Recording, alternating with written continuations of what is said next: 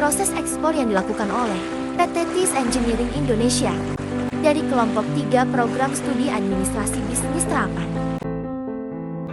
Nama kelompok 3 yaitu AB Tinggi 5A, Malang, yang diisi oleh Kesi Syahrani 4122211002 ketiga, Lucianofria Nanda 4122211024, Witri Ramadhani 4122211028, Raihana Nabilatul Sabrina 4122211030, Salwa Zahida 4122211178. Pendahuluan. Dalam presentasi ini, kami akan menjelaskan sedikit hasil kerja kelompok kami mengenai proses ekspor yang dilakukan oleh PT TIS Engineering Indonesia, yaitu mencakup: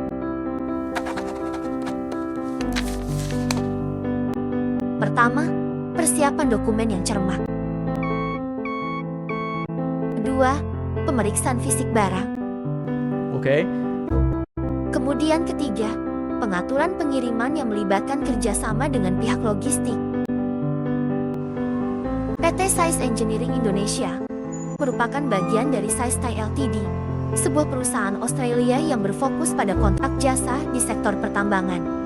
Perusahaan ini beroperasi di kawasan industri terpadu Kabil, Batam, dan merupakan salah satu kontraktor swasta terbesar di Indonesia dalam bidang sumber daya, engineering proses, dan infrastruktur. TIS Indonesia menawarkan layanan komprehensif dalam operasi tambang, konstruksi, dan layanan rekayasa, termasuk perencanaan tambang, produksi, pengolahan, pengeboran, dan peledakan. Selain itu, perusahaan ini mengkhususkan diri pada dump truck seri 785 dan 789 yang digunakan dalam kegiatan pertambangan terbuka.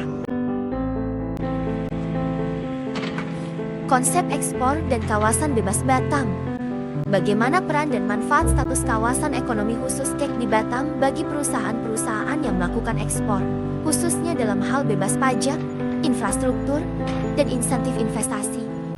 Kota Batam merupakan kawasan ekonomi khusus KEK atau Free Trade Zone FTZ, yang berarti Batam memiliki regulasi dan insentif khusus yang mendukung aktivitas ekspor-impor dan investasi asing.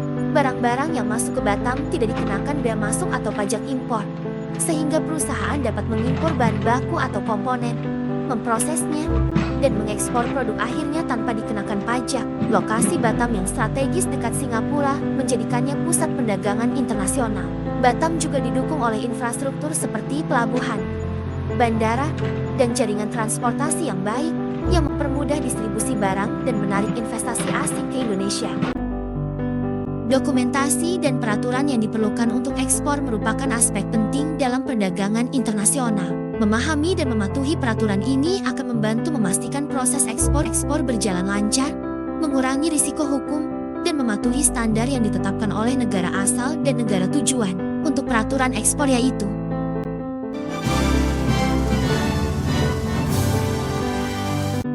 Konstitusi Nasional. Setiap negara memiliki undang-undang yang mengatur kegiatan ekspor. Beberapa peraturan umum yang sering diterapkan antara lain: Peraturan Perdagangan Internasional, syarat dan ketentuan ekspor barang, termasuk pembatasan dan larangan terhadap barang tertentu, seperti senjata, produk berbahaya, atau barang yang dapat menyebabkan gangguan terhadap lingkungan dan kesehatan.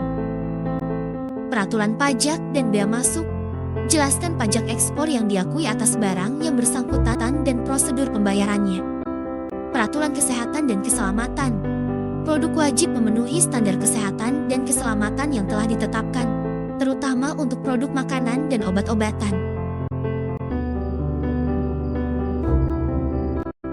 Peraturan internasional. Peraturan internasional juga dapat mempengaruhi kegiatan ekspor, seperti perjanjian dan konvensi internasional, seperti CITES Convention on International Trade in Endangered Species, yang melindungi spesies yang terancam punah, dan undang-undang lain yang membatasi perdagangan barang tertentu dalam skala dunia.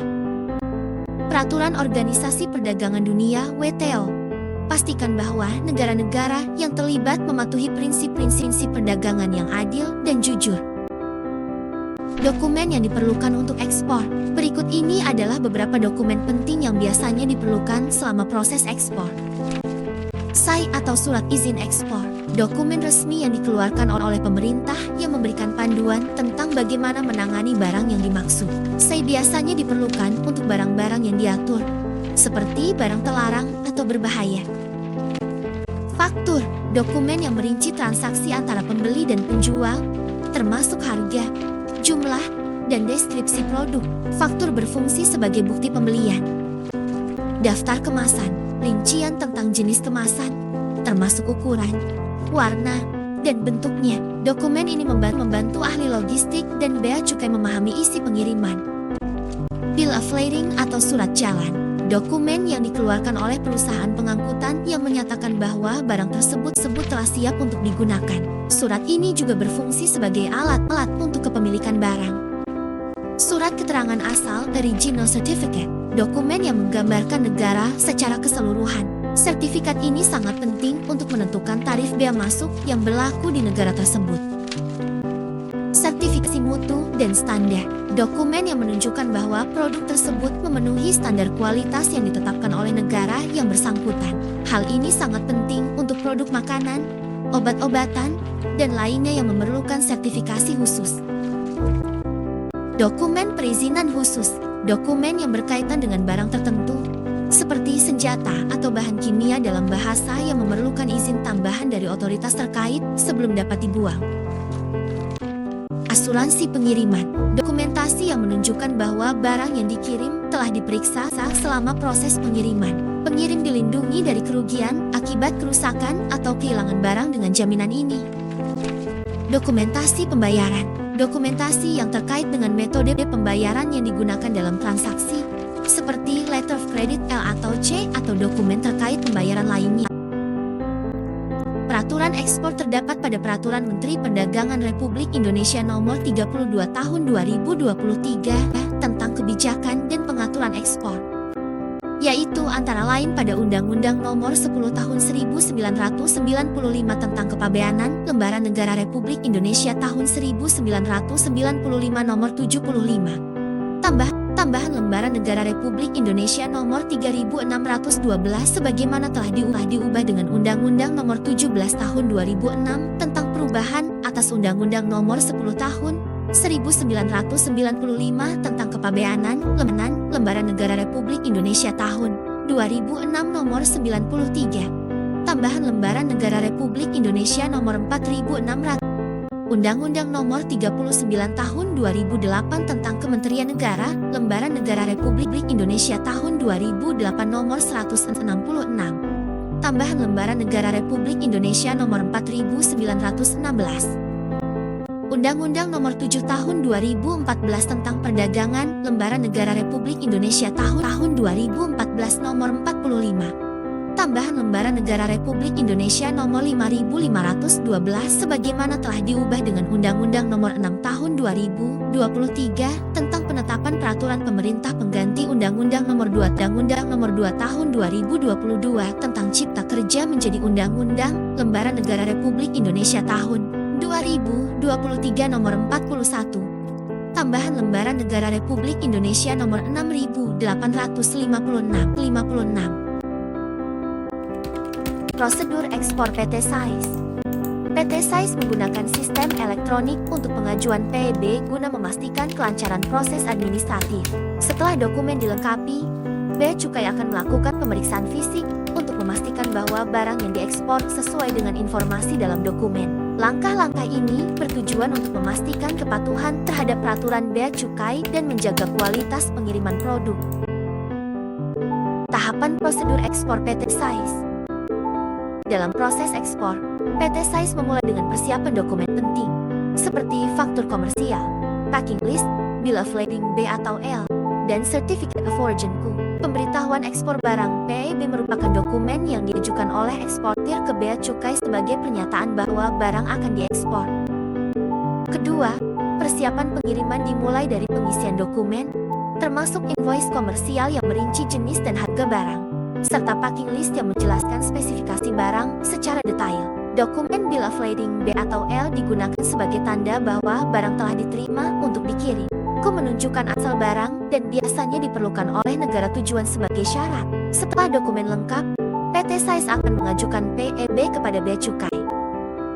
Kemudian selanjutnya, jika disetujui, Bea Cukai akan melakukan verifikasi akhir melalui pemeriksaan fisik terhadap unit dump truck untuk memastikan barang dalam kondisi baik dan sesuai dengan standar negara tujuan.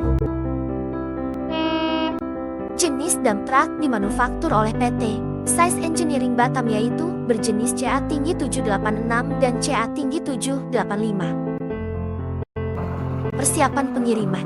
PT SAIS menggunakan sistem elektronik untuk pengajuan PEB guna memastikan kelancaran proses administratif. Setelah dokumen dilengkapi, Bea Cukai akan melakukan pemeriksaan fisik untuk memastikan bahwa barang yang diekspor sesuai dengan informasi dalam dokumen. Langkah-langkah ini bertujuan untuk memastikan kepatuhan terhadap peraturan Bea Cukai dan menjaga kualitas pengiriman produk. Pertama, dokumen pendukung yang merupakan semua dokumen yang diperlukan, seperti invoice komersial, packing list, bill of lading B atau L, packing list, certificate of origin. Kedua, pengajuan PEB pemberitahuan ekspor barang, pengisian formulir PEB.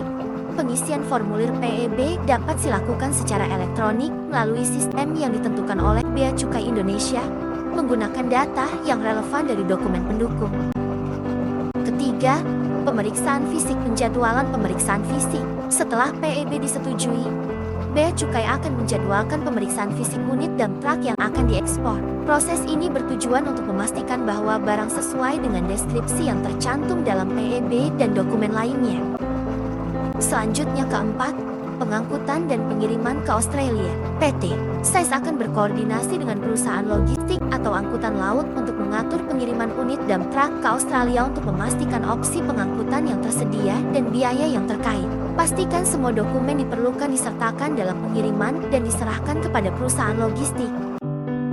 Kesimpulan, proses ekspor yang dilakukan oleh PT SAIS Engineering Indonesia mencakup persiapan dokumen yang cermat, pemeriksaan fisik barang, dan pengaturan pengiriman yang melibatkan kerjasama dengan pihak logistik. Pemahaman tentang regulasi dan kepatuhan terhadap semua ketentuan yang berlaku di Indonesia dan negara tujuan merupakan hal penting untuk memastikan bahwa pengiriman dilakukan dengan lancar dan tepat waktu. Tantangan dalam hal dokumen yang kurang lengkap dan keterlambatan dari pemasok menjadi kendala utama yang perlu diatasi agar proses ekspor tetap efisien dan tepat waktu.